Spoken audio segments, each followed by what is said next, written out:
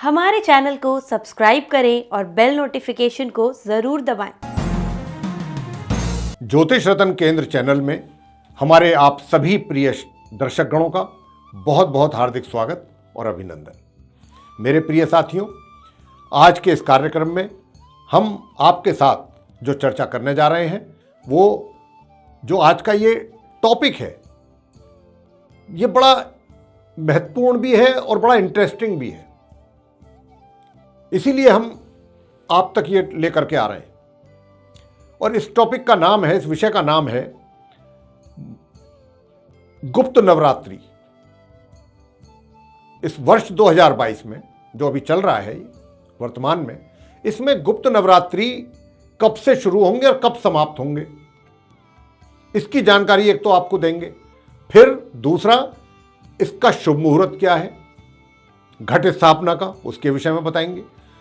गुप्त नवरात्रि के महत्व के बारे में बताएंगे, क्या है गुप्त नवरात्रि का महत्व, कब कब ये मनाए जाते हैं वर्ष में, ये सारी जानकारी हम आपको देंगे। और इन गुप्त नवरात्रि के समय में जो उपासना की जाती है भक्तों के द्वारा, उसके परिणाम कैसे प्राप्त होते हैं, ये सब जानकारी आपको देंगे। तो आइए साथियों, जैसा कि आप जानते हैं कि नवरात्र पर्व जो है हिंदुओं का एक बहुत ही विशेष और बहुत महत्वपूर्ण पर्व है और सबसे बड़ा पर्व है, हम तो कहेंगे, जिसे लोग बहुत ही उमंग और उत्साह के साथ मनाया करते हैं। वर्ष में शरद और चैत्र नवरात्रों के विषय में तो आप सभी जानते हैं। आप में से बहुत, मतलब एक तरीके से कह सकते हैं कि आप में से बहुत अधिक लोग शरद और चैत्र नवरात्रों में उपासना करते हैं, पूजा करते हैं, घट स्थापना भी करते हैं। वैसे सही मायने में अगर हम देखें तो हमारे शास्त्रों के अनुसार वर्ष में नवरात्रि जो होते हैं वो 4 बार आते हैं, 4 बार मनाए जाते हैं। एक तो ये चैत्र मास में मनाए जाते हैं, चैत्र के महीने में। दूसरे नवरात्र जो होते हैं वो आश्विन मास में मनाए जाते हैं, जिन्हें हम शरद नवरात्रों के नाम से भी जानते हैं। और ये दोनों नवरात्रों के विषय में तो सभी जानते हैं, जैसा मैं कहा अभी, लेकिन 2 बार वर्ष में जो नवरात्रे और भी मनाए जाते हैं, एक तो आषाढ़ मास में मनाए जाते हैं और दूसरे माह के महीने में, माघ मास में। इनको गुप्त नवरात्रों का नाम से जाना जाता है, यानी कि जो आषाढ़ के महीने में और माघ के महीने में मनाए जाते हैं, ये नवरात्रे जो हैं गुप्त नवरात्रों के नाम से जाने जाते हैं। इनके विषय में बहुत ही कम लोग जानते हैं। हमारे सनातन धर्म में नवरात्रि पर्व का बहुत ही विशेष महत्व है साथियों, और ये वर्ष में 4 बार, जैसा मैंने कहा कि आते हैं, मैंने आपको ये सब समझा दिया। तो प्रिय साथियों, इस वर्ष 2022 में गुप्त नवरात्रि जो है वो 2 फरवरी 2022 से आरंभ हो रहे हैं। अब आपको ये बताते हैं कि इन्हें गुप्त नवरात्रि क्यों कहा जाता है। गुप्त नवरात्रि इनको क्यों कहा जाता है? क्योंकि इन नवरात्रों में लोग, यानी विशेष रूप से जैसे तांत्रिक हो गए, साधु हो गए, सन्यासी लोग हो गए, इस प्रकार के लोग जो हैं वो अपनी सिद्धियां प्राप्त करने के लिए गुप्त रूप से माता की उपासना करते हैं, गुप्त स्थान पर करते हैं। इसको पूर्ण रूप से गुप्त रखा जाता है। यह पूजा बहुत ही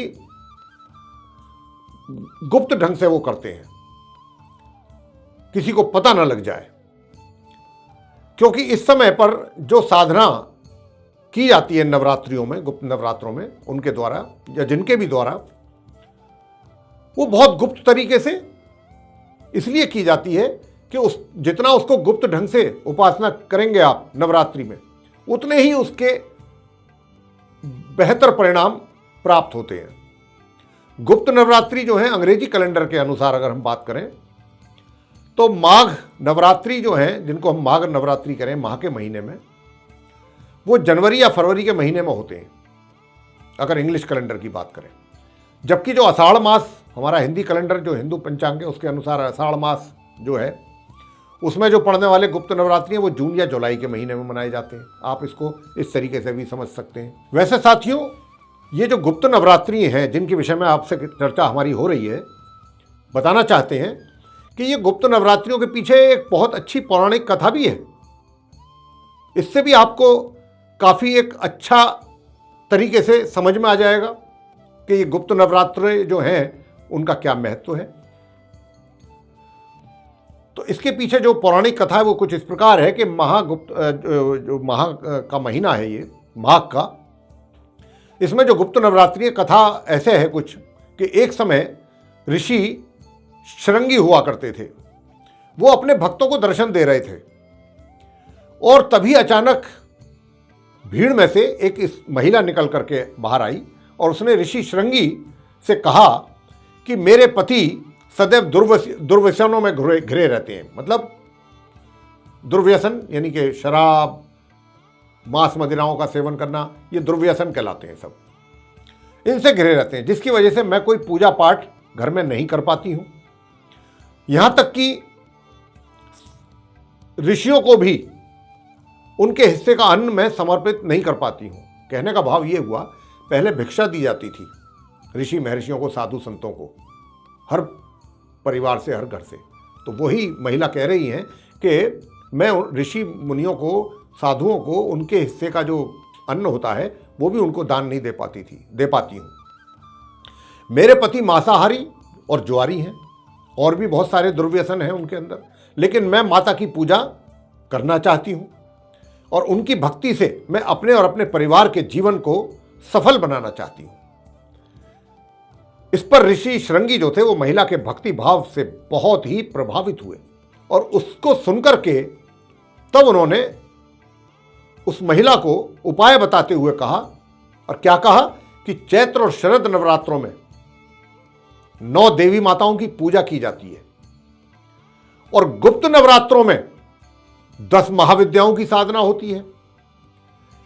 इन गुप्त नवरात्रों में यदि कोई मां दुर्गा की उपासना करता है तो उसको जीवन में कुछ और करने की आवश्यकता नहीं रहती है। ऋषि शृंगी ने कहा कि लोभी, कामी, कामुक, व्यसनी, मांसाहारी या पूजा पाठ ना कर सकने वाला भी यदि गुप्त नवरात्रियों में मां भगवती की पूजा करता है तो मां भगवती उसकी सभी मनोकामनाएं पूर्ण करती हैं। अब जैसा कि अभी हमने बताया आपको इस कथा में कि ऋषि शृंगी ने कहा कि गुप्त नवरात्रों में 10 महाविद्याओं की पूजा होती है, जबकि जो चैत्र और शरद नवरात्रि होते हैं उसमें 9 देवियों की पूजा होती है। तो ये क्या, इसमें क्या फर्क है? गुप्त नवरात्रों में 10 महाविद्याएं क्या हैं, इसके बारे में भी, उनके भी नाम हम आपको बताएंगे 10 महाविद्याओं के। अभी हम आपको इतना बता देते हैं इस फिलहाल कि 10 महाविद्याएं ये वो हैं कि आप में से बहुत लोग जानते होंगे इस कथा को भी, कि भगवान शंकर जी की जो पत्नी थी सती, उनके जो पिता थे दक्ष प्रजापति, जब उन्होंने एक महायज्ञ का आयोजन किया था तो उन्होंने शंकर जी को छोड़ करके बाकी सभी देवी देवताओं को आमंत्रित किया था उस महायज्ञ में। इस बात को लेकर के जो सती थी, उनकी बेटी, वो बहुत दुखी हुई, लेकिन फिर भी उन्होंने अपनी इच्छा जाहिर करी भगवान भोलेनाथ के सामने कि मैं भी जाना चाहती हूँ उस यज्ञ में। मेरे पिता ने, भोलेनाथ जी ने उनको बहुत समझाया, भाई देखो बिना बुलाए कहीं नहीं जाना चाहिए, और ठीक है वो आपके पिताश्री हैं, इतना बड़ा आयोजन कर रहे हैं, लेकिन आपको बुलाया नहीं है, हमको बुलाया नहीं है, तो ऐसे जाना उचित नहीं है। लेकिन वो नहीं मानी। लेकिन जब नहीं मान रही थी तो भोले बाबा जी के बिना परमिशन के तो वो जा भी नहीं सकती थी। तो इस बात पर भोले बाबा उनको परमिशन दे नहीं रहे थे, तो उनको इस बात पर क्रोध आ गया और उन्होंने माँ काली का रूप धर लिया। उनकी पत्नी ने जब माता काली का रूप धर लिया तो भोलेनाथ जी भय के कारण उन्होंने भागना शुरू कर दिया, और वो जिस दिशा में भी जाते थे वो उनको रोकने का प्रयास करती थी, और वो अलग अलग रूपों में रोकने का प्रयास करती थी। तो वो 10 दिशाओं में भागे हैं अलग अलग, और जिस दिशा में भी गए हैं वहीं पर उनको अलग अलग रूप में देवी माता ने रोकने की कोशिश की है। वही वो 10 विद्याएं हैं। उनके नाम अभी हम आपको इस चर्चा में भी बताएंगे आगे। तो ये कथा है गुप्त नवरात्रों के पीछे पौराणिक कथा, जिसकी हमने आपसे अभी चर्चा की है। साथियों, अब हम आपको बताने जा रहे हैं कि गुप्त नवरात्रि की पूजा करने की विधि बहुत साधारण है, बहुत आसान है, बहुत सिंपल। वो क्या है? देखिए, गुप्त नवरात्रि में घट स्थापना यानी कलश की स्थापना की जाती है, ठीक वैसे ही जैसे चैत्र और शरद नवरात्रियों में भी की जाती है। इसी प्रकार आपने गुप्त नवरात्रियों में भी करनी है। सुबह और शाम यानी कि दोनों पहर मां भगवती दुर्गा चालीसा का पाठ करना है, दुर्गा सप्तशती का पाठ करना है और मां भगवती दुर्गा जी के मंत्रों का जाप करना है। तीसरी बात यह है कि माता को भोग में क्या आपने चढ़ाना है। माता को भोग में लौंग, पंचमेवा, बताशे, फल और फूल ये चढ़ाने हैं। घट स्थापना का मुहूर्त क्या है? जैसा हमने आपको कहा कि गुप्त नवरात्रि 2 फरवरी दिन बुधवार से आरंभ हो रहे हैं और ये 10 फरवरी 2022 दिन गुरुवार को समाप्त होंगे। तो शुभ मुहूर्त जो है घट स्थापना का 2 फरवरी 2022 दिन बुधवार को प्रातः 7:09 से लेकर के प्रातः 8:31 तक रहेगा। और ये जो मुहूर्त है ये प्रतिपदा में किया जाता है और प्रतिपदा जो है घट स्थापना का जो मुहूर्त है ये प्रतिपदा तिथि पर है और प्रतिपदा जो तिथि है ये सिर्फ 8:31 तक ही रहेगी। उसके बाद ध्वज लग जाएगी, द्वितीया हो जाएगी शुरू। आप किस किस दिन कौन सी माता की पूजा कर सकते हैं? 2 फरवरी से जैसा हमने कहा गुप्त नवरात्रि आरंभ होंगे, उसी दिन आपको घट स्थापना करना है। शुभ मुहूर्त हमने आपको बताया है। तो उसी दिन आपको बुधवार के दिन माँ शैलपुत्री की पूजा की जाएगी। 3 फरवरी को गुरुवार होगा माता ब्रह्मचारिणी की पूजा। 4 तारीख को शुक्रवार होगा माँ चंद्रघंटा की पूजा। 5 तारीख को शनिवार होगा माँ कुष्मांडा की पूजा। 6 तारीख को रविवार होगा माँ स्कंद माता की पूजा।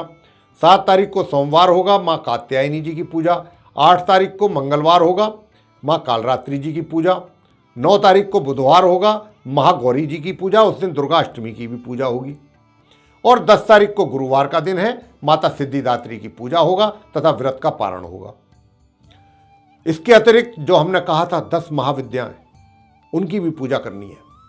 वो कौन सी हैं 10 महाविद्या, उसकी भी बताएंगे आपको। साथ ही अब आपको यह भी बताना चाहेंगे कि वो 10 महाविद्याओं के नाम कौन कौन से हैं, उनकी भी आपने नित्य प्रतिदिन पूजा करनी है। क्योंकि गुप्त नवरात्रों में मुख्य तौर पे तो इन्हीं की पूजा होती है। वो कौन कौन सी हैं 10 महाविद्याएं?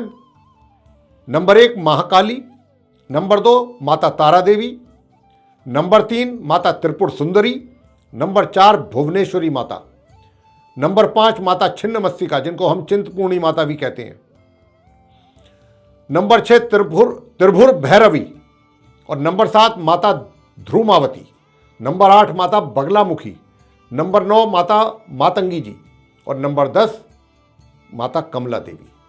ये हैं वो 10 विद्याएं। तो ये 10 महाविद्याएं कैसे बनी? आदि शक्ति के अवतार माना जाता है इनको। आदि शक्ति सती, उन्होंने तो अपने 10 अवतार लिए 10 दिशाओं में। जैसे जैसे हमने अभी आपको बताया था कि भोले शंकर जहां जहां भी भाग रहे थे बचने के लिए, उसी में ही ये इन 10 रूपों में अलग अलग 10 दिशाओं में दिखाई दी हैं। तो आदि शक्ति का अवतार है ये और विभिन्न दिशाओं की अधिष्ठात्री शक्तियां भी हैं ये। और तंत्र साधना करने वाले इन महादेवियों की पूजा बहुत गुप्त ढंग से करते हैं, माता को महाविद्याओं को प्रसन्न करने के लिए। हमारे देवी भागवत पुराण के अनुसार इन महाविद्याओं की उत्पत्ति जैसे हुई है, यानी कि भगवान शंकर जी और सती जो उनकी पत्नी थी, उनके कारण उसकी कथा हम आपको अभी बता चुके हैं। मां दुर्गा जी के मंत्र कौन से हैं जिन मंत्रों का आप उच्चारण कर सकते हैं, जप कर सकते हैं? 1 माला, 3 माला, 5 माला, इस प्रकार। पहला मंत्र है ओम सर्वमंगल मांगल्ये शिवे सर्वार्थ साधिके शरण्ये त्र्यंबके गौरी नारायणी नमोस्तुते। दूसरा है ओम जयंती मंगला काली भद्रकाली कपालिनी दुर्गा क्षमा शिवा धात्री स्वाहा स्वधा नमोस्तुते। तीसरा है या देवी सर्वभूतेषु शक्ति रूपेण संस्थिता नमस्तस्यै नमस्तस्यै नमस्तस्यै नमो नमः। चौथा है ओम ऐं ह्रीं क्लीं चामुंडाय विच्चे। पांचवा है ओम ह्रीं दुम दुर्गाय नमः। ये है मंत्र। कोई सा भी मंत्र आप ले सकते हैं, किसी भी मंत्र का जो भी आपको अच्छा लगे, आसान लगे, आप जप कर सकते हैं। और गुप्त नवरात्रियों की ये थी चर्चा। देखिए, अगर आप भी अभी तक आपको नहीं मालूम था, इसके विषय में जानकारी नहीं थी गुप्त नवरात्रियों के विषय में, या जिनको जानकारी है भी, किस प्रकार पूजा करें, क्या शुभ मुहूर्त है, ये सब की चर्चा हमने आपको बहुत डिटेल में की है और इनका महत्व भी बताया है। अगर आप भी मां भगवती की उपासना करके अपनी इच्छाओं को पूर्ण करना चाहते हैं, अपनी मनोकामनाएं कुछ हैं जो आप उनके सामने रखना चाहते हैं, तो आप भी ये कार्य करें। 2 फरवरी से आप ही के लिए ये हमने प्रोग्राम बनाया है।